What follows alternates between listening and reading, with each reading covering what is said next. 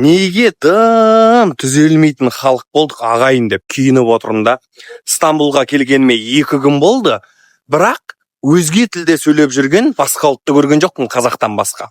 Шынымен де Стамбулға келіп демалып жүргендердің арасында қазақтар өте көп білеміз. Сол қазақтардың көбісі бір-бірімен осында орыс тілінде сөйлеседі ағайын. Еркекше айтамын сіздерге. Жаңа мынау ас ішетін жерге келсем де менімен здравствуйте деп амандасады. Түрікше сөйлей берсейші, мен қазақпын ғой дейсем. А у вас же все на русском говорят дейді. Ұят. Ағайын, бұл не деген құлдық сана болды.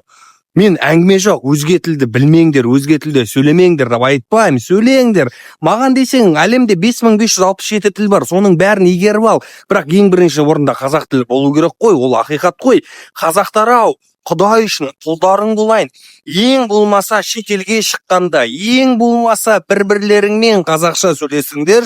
Өтініш, тілдеріңді ұмытпаған жоқсыңдар ғой. Орысша сөйлесең керемет болып көрінесің, орысша сөйлесең білімді болып көрінесің дейтін заман өтті.